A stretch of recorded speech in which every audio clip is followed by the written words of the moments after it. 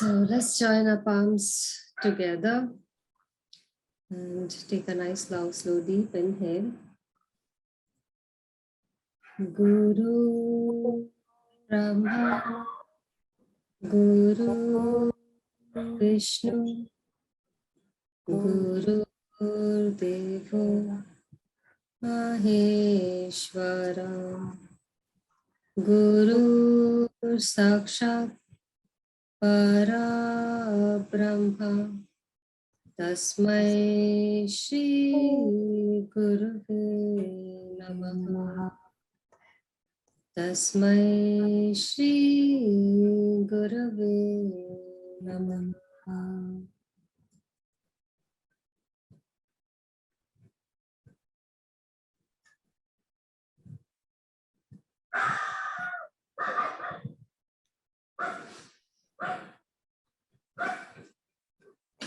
Hello everyone. Hello Gagori. Hello. So today we're going to talk about skin and hair care in Ayurveda. And so I'm really excited because I'm personally interested in it as well, what Gagori has to share with us.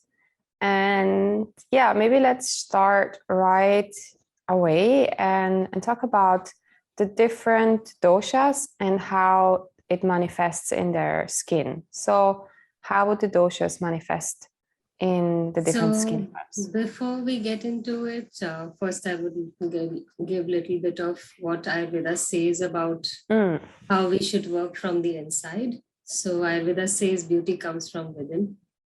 So since it comes from within, that means you have to keep your central channel in balance. Doesn't matter what dosha you are, but you need to keep your central channel clean and balanced. That means what you eat, how you live, what kind of exercise you do, what kind of work you do, and what kind of emotional reactions pass through your body and mind, that will show it on your skin, because skin is one of the major sense organs that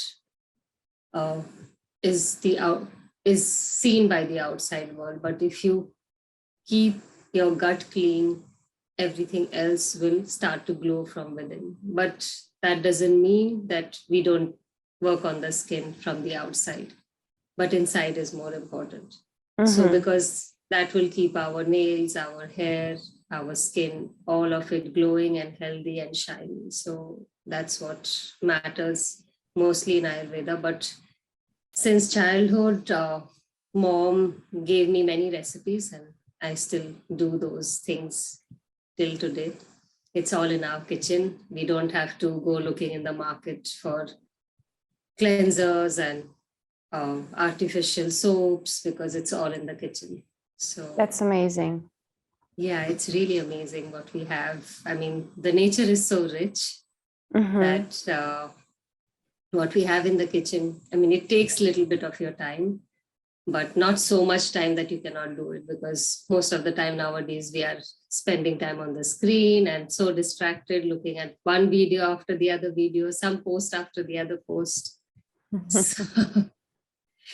So if we could just take time off, even if you're listening to something and did some little things for our skin, would keep us glowing, and it will keep our skin very healthy and young. So, and we need to start early for that. Not that when we start getting old and people start searching, oh, now I must keep up my youth, and that doesn't work because you didn't take care of your self and the skin at the age between 35 and 45. Then after 45, it is difficult to keep it up.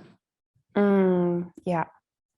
So what are some things that you have in the kitchen that are helpful for so the I will skin? get to that at the end. Okay. Yes. Let's keep it organized. Yes. So like you asked the question that the three doshas, that is Vata, Pitta, and Kapha. So they will show up on the skin depending, maybe you are that dosha itself. So if you're a Vata dosha, it will be dry. If you're a Pitta dosha, it will be a little bit oily. And if you're a Kapha dosha, then it will be more oily. But that will depend if you are that kind of person. But again, it's not just one thing, it is how you live your life as a whole will matter. So say, for example, for people to understand is that if you are doing a high movement job, like say, for example, you are traveling a lot, a traveling job. So then it will affect the skin because there's too much movement involved in traveling, like the pilot or air crew. So, or you are working in as a ticket collector in a train. So there's too much movement in that, and that will increase vata. Mm-hmm. So vata doesn't matter if you are a vata person or you're doing a vata kind of job. The skin will get dry, it will have fine pores, and it will be very delicate. So that's what will the skin show as. If you're a pitta person or a pitta, you're doing pitta kind of things like working in the sun or working in the heat, like for example, as a chef, or you are working as a manager where you have to meet deadlines. So it's quite an intense work. So that, because it's quite intense and body is heating up from the inside, it will show up as combination skin. There would be redness, there will be rashes, there will be boils. So the skin would be combination skin. So that would be for pitta. Mm-hmm. And for kapha will be, the skin will be more thick, it will be oily, and it will be prone to pimples because it is quite oily.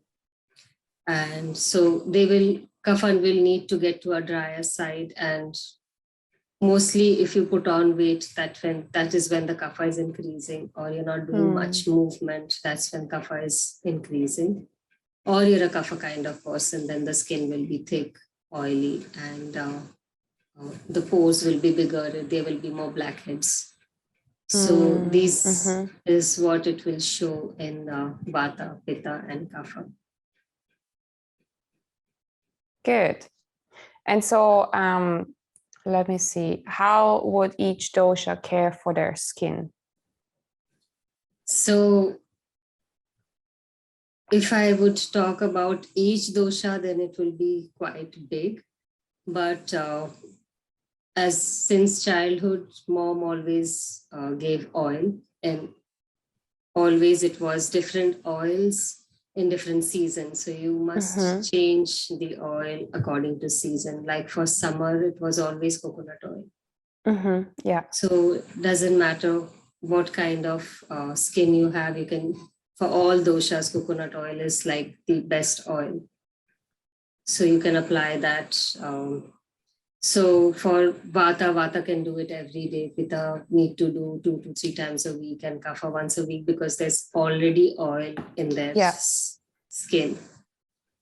And so for summer, it would be coconut oil. For then comes after that comes autumn. So then a little bit more heaty oil, that could be argan oil or jojoba oil that you can use. And for winter, we will need more stronger oil like almond oil, sesame oil, because these are heating oil and they are thicker. And for spring also, you can use argan oil, sesame oil, or you can, nowadays you get moringa oil as well. And that would be very good for spring. And for, I think I covered most of them. Yeah, good. So how do we use these oils? And not just for the face, maybe for the whole body as well. Yeah, just for the face, you can take very little, like 2-3 drops, and just massage your face and leave it. And if your face gets too oily and you don't like the oil, then you can use chickpea flour, or you can use rice flour and gently scrub your face to take the oil off. And don't scrub too much, because then that's what, it will get too dry then. And for very dry skin, you can just avoid and let the oil be, or just dab it with some cotton wool to take off the excess oil, or just wash your face, so that there's this extra film on your face to protect the skin and keep keep it from drying out and moisturize it naturally. Yeah. I know that a lot of people, so when you wash your face with water, often the water is very drying, and so the face gets quite dry, or even with showering, the face gets quite dry. And then people put the oil or the lotion afterwards. But I heard that sometimes it's better to put the oil first and then wash it off. That is too much. Is that something that Ayurveda recommends? That's what Ayurveda specifies, that Yeah. it is very specific that one must apply the oil before and then shower, because the oil can take out the toxins, it can take off what is not needed. So whatever is washing off, it takes it along, and whatever is remaining is to protect and moisturize and lubricate. And then when you wipe yourself off, whatever oil is left will also go off in the cloth that you are wiping with. Yeah. So that's what happens. Yeah, I remember a time where I did a lot of Abhyanga, and I'm currently doing a little bit more. I had some dry skin just a few weeks back, and doing the Abhyanga with sesame oil, so heating it up in just a water bath and then massaging it into the whole body. And then I would actually put on some clothes that I don't care about too much and do a little bit of yoga first and meditation to really give it the possibility to get into the skin, and then shower. And yeah, my skin is a lot better as well. And so yeah, that's a wonderful practice. Maybe you could tell people a little bit more about that Abhyanga practice, what oils they should use, and yeah. Yes. So, and of course, ghee is all season. So you can use ghee for the face, and especially for the face. Ghee is a little expensive as well. So ghee on the face would be very, very good. And you can use it for your hair and all for whole body. And you can also drink it so that you lubricate yourself from the inside. So yeah, so ghee is all season, other than coconut, sesame, argan, and almond oil. But Abhyanga is something that one must do. In summer, you can avoid because it is hot and you're sweaty. So if you don't like oil in your body in summer, then you can let it go because it is not needed. The body is anyways, because it is moisture outside, so you don't need so much. But in winter, spring, and autumn, definitely one must do Abhyanga and massage yourself for 10 minutes. And the massage steps are not fixed. It can be any ways that you can do it, like the way you like it. The amount of pressure you use is up to you. And keep doing it for 10 minutes and then leave the oil for 30 minutes. If you don't have time, then 15 minutes is good. Otherwise, ideal time would be 60 minutes, that if you can leave the oil. And yeah, like you said, that you leave the oil and you do a little bit of yoga. That's what our ritual was in the ancient times, that they applied oil, they did some yoga and asana and meditation, and then they would go for shower after. Yeah, so it is very relaxing, like more than people would assume. Yeah. Even when I massage myself, I put a little candle, maybe I put a little like some mantra music in the background. I make it nice, and I can see how I start breathing really deeply and get very much relaxed from it. So it's very good also for the mind. Yeah. And so we talked a little bit about face care. So in the morning and in the evening, I know a lot of people usually wash their faces with some cleansing, which is like a soap or foam, and then maybe afterwards to put some creams on. And they do that in the morning and in the evening. What would Ayurveda say to that? Is there a better face care routine to do? Yeah, like I said, my mom drilled it in me to make things, and so there are a couple of things that is there, and mostly they are all fruit based. So fruit, vegetable, whatever was in the kitchen. First one is papaya and honey.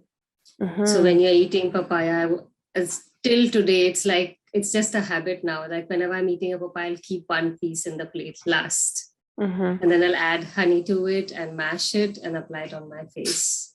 Mhm. So that is one thing that you can use. It's like it feels so good when you apply the papaya on your face. And then in the season of watermelon, like now is the season of watermelon. So if you get watermelon and eating it, keep one big piece and you can shower with it because it gives a very good smell. Mhm. Mhm. And then uh, if I eat cucumber, then I would keep the juice of the cucumber and add a little bit of honey, and it is really good for the skin. It's cucumber has got some bleaching effect on the skin. Mm. So you don't have to use bleach, but it's a natural bleach. So your hair doesn't show on the face if there's extra hair on your face. It just naturally bleaches itself. So Oh, it's interesting. yeah, it's very interesting that it adjusts according to your skin color.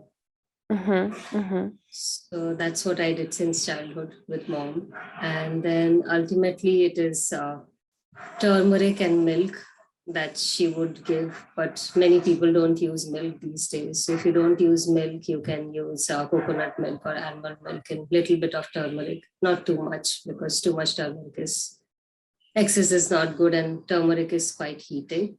Mhm. Mhm. So, and you can use little bit of honey being the main ingredient because honey is tightening to the skin. But again, if you don't use honey, then you can avoid it totally. Just papaya or just cucumber or just turmeric Yeah. and almond milk would be perfect. And how long would you leave that on the skin? Is there a specific time? About 10-15 minutes, Mm-hmm. And not you can more. do that regularly, or is that something you shouldn't be doing every day? It's natural, so you can just use it every day. So Awesome. yeah, and also tomato. If you're using tomato, just take the tomato and just rub it on your skin. Okay, good. Yeah, Uh, and also potato. If you can take potato juice and specifically for dark circles under the eye, is mm. if you can use potato. So the So that uncooked potato, yeah, uncooked potato. and you would just use like slice a little bit and then put it on the ice. Yeah, on under the eye, just like Okay, you good, make a moon shape and put it, or you can cover the eye because that's good. quite cooling. And so just to repeat, for people in the morning, they maybe put a little oil on the face first and then wash your face after. Same with the evening, and that is plenty. And then change the oil according to your mostly according to the time, like the season, but Yes, also with your dosha. right. No, Yeah, this what I said was for all doshas all because doshas. these oils are according to the season. Mm-hmm. Because Yeah, coconut is cooling, that you don't use in winter because your skin instead of getting moisturized, it will get more dry because coconut yeah, is very cooling and the weather is cool outside. already. Yeah. Yeah, already. Yeah, but if you, for example, have this big vata job like being a stewardess and you have dry skin and you're in an air-conditioned room, would you in summer maybe still consider using some sesame oil instead of coconut oil, or probably still stick to the coconut oil? If sesame oil doesn't suit you, then you can always use ghee because ghee is all season.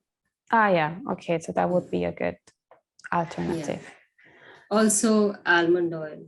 Mm-hmm. You could also use almond oil. Yeah. Yeah, I mean, there's a lot of different oils. And the good thing about washing the face after is that we take any excessive one off the face.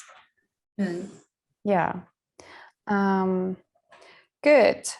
So we kind of talked a little bit about we talked about the powders in the sense of turmeric and the vegetable. So it is like the skin is eating as well, and we need to nourish Right. it with what we have Yes. in the kitchen. And that's a good Yes. maybe rule that if you can't eat your face cream, then maybe don't put it on there. Exactly.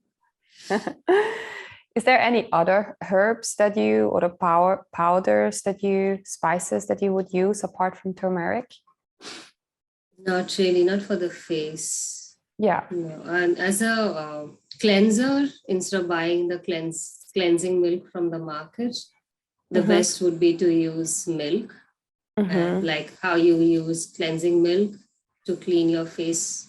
If you think you get quite a bit of dirt or you want to take the makeup off your skin, milk would be the best. But if one doesn't use animal milk, that is the cow's milk, then they can change it with coconut milk, or they can also use a oil to wipe off the makeup, and or you think your skin has got dirtier because of the pollution outside. Or maybe even, like you said, the rice flour or chickpea flour, when you mix that and like massage it a little bit, that would also maybe clean it a bit better, because it's almost like a little, I wouldn't say face scrub, but a little similar. Yeah, it is like a face scrub. Yeah, because it's a little bit exfoliating. So if your face is too oily, then rice flour, chickpea flour is very good. That's great. Good. And then these days, face massages are becoming more popular. And I think it's probably a good thing, because we hold a lot of tension in our face. But I wanted to ask what your opinion to that is. Yeah, that is what the massage does, that it is not just the facial that you're doing, which is superficial. Of course, that is good for the skin.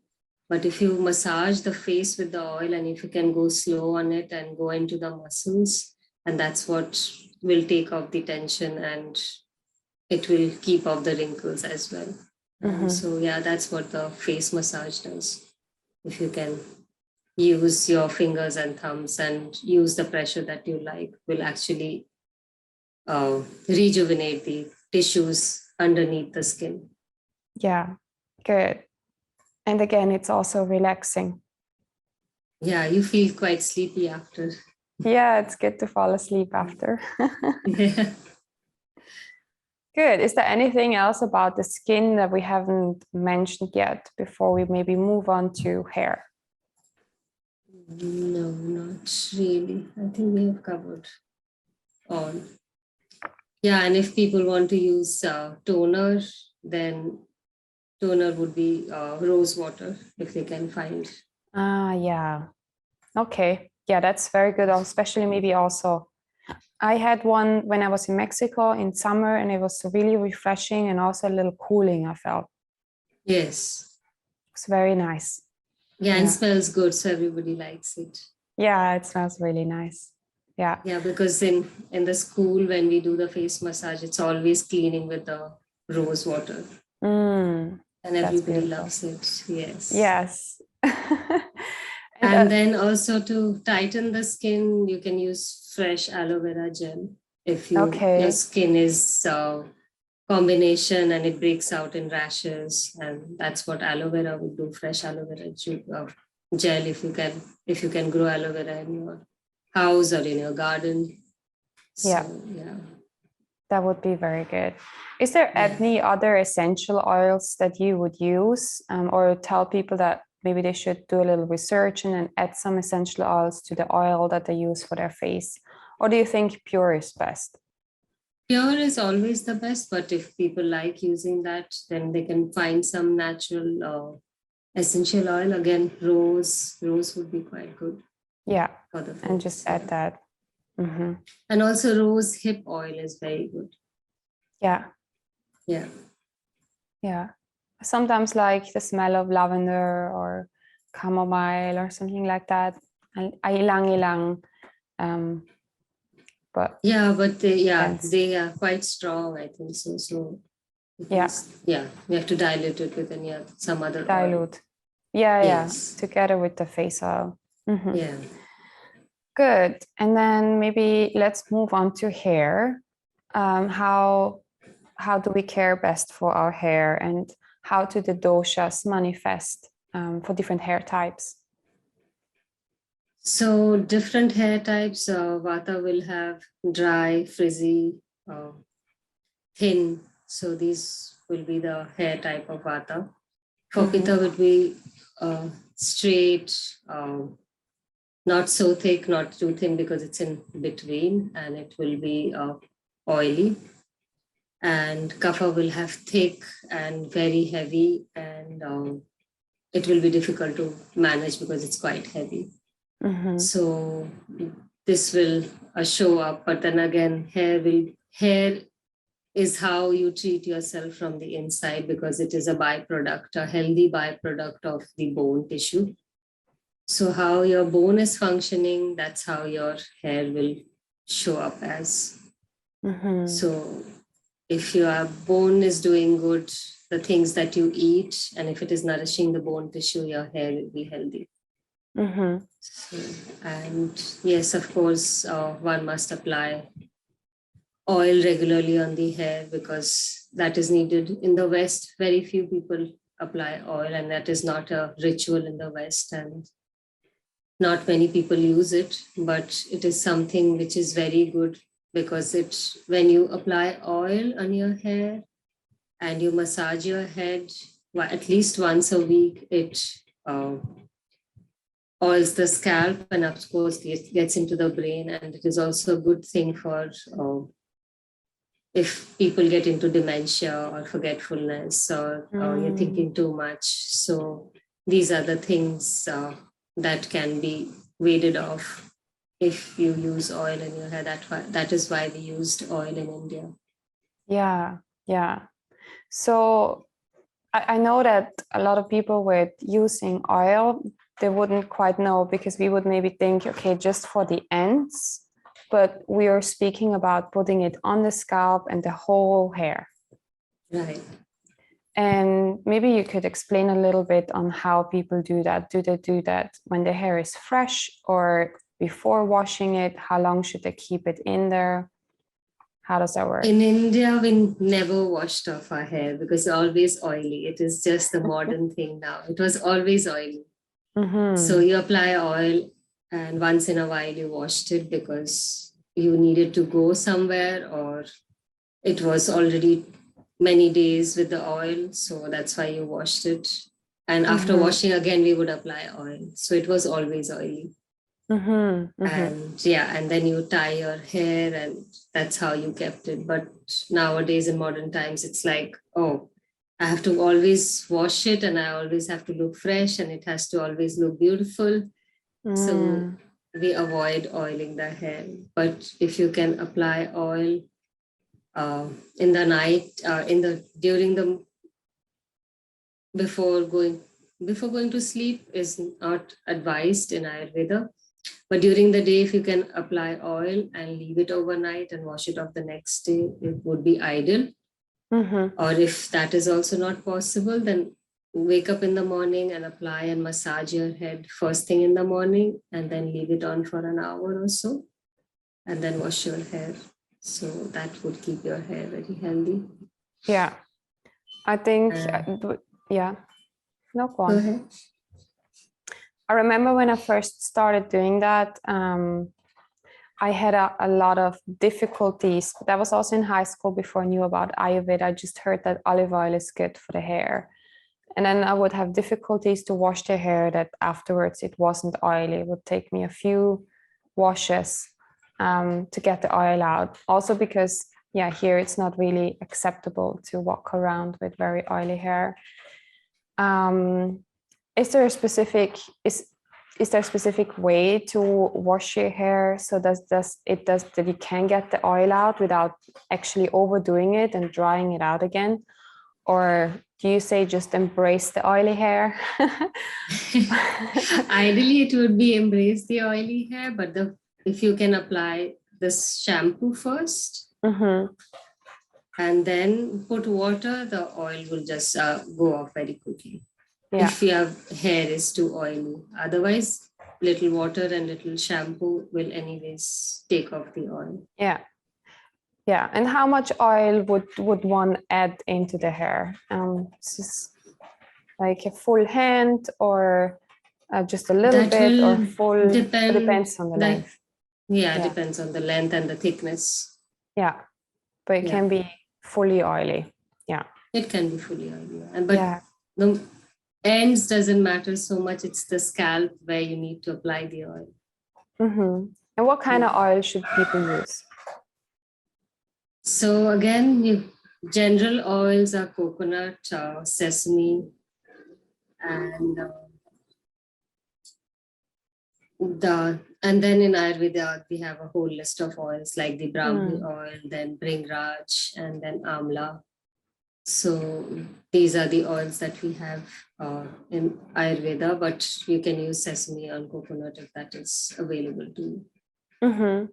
So is Amla oil, is that oil infused with Amla, or does that come actually from the Amla tree? No, it comes infused with the oil. Infused. Okay, good. Yeah. I see. Yeah. And even when we put in the oil, we should probably do a little massage with it as well to relax the head. Yeah. Yes, that would very be important. Yeah, because that's what gets the circulation going. Yeah. I also heard it helps hair growth if you massage the head, bring that circulation up and bring the oil in. That's one of the reasons why it's so good. Right. Yeah. Is there a rule on how often people should wash their hair? Like basically less is more, probably, because a lot of people dry out their hair. Yeah, because a lot of hair fall happens because many people shampoo every day. And if your hair gets oily very quickly, that means your body requires more oil. That is, it is a sign that you need to apply oil to get rid of the oil. Yeah. It works the other way. Yeah, that's what people probably don't think about, that it's actually not more anti-oily hair shampoo, but more oil on their hair. Yes. Yeah. Good. All right. And then the hair mask that you can use is, of course, many people don't like it, but egg is something really, really good for the hair. It is the protein. So what I do once a month is take henna powder, soak it for an hour or so in water, and then break an egg in it, and put some Bringraj powder, which is also very good. And if you can also add yogurt to it, and then apply it as a mask, and then wash it off after 2 hours. But then if your hair is not dark, then you will get a red hair. So if you don't like that, then don't do it. Yeah, because of the henna. Yeah, because of the henna. Otherwise, if you remove the henna, you can just add egg, aloe vera, and yogurt, and that will work very good because that makes the hair very, very beautiful. Good. Yeah, that's great. So that way people can do maybe once a month. Yeah. Yeah. And avoid yogurt in winter because it's cold. Yeah. Yeah. Good. Yeah. Yeah, I think we covered everything about it, and probably, yeah, the same like you said about the skin and the hair, that it's how we feel inside that also shows up on the hair. I remember I once went to the hair dresser, or like the one that cuts the hair, and she said that I had a lot of short hair, that at some point I must have had a lot of hair fall out. And when she said it must have been around this time, I remember that I had a very stressful job at that time. And so probably because of that, a lot of hair was falling out. So it's very interesting that often our body are showing us signs in the skin, on the hair, in so many ways, that we have to take care of the inside world as well. Right. Like I always say. Yeah. Our body's talking to us. Are we listening? Yeah. I think that's a great way to end this talk, unless there's something else you would like to add. No, I think this is good for now. All right. So, thank you so much. Thank you. Thank you.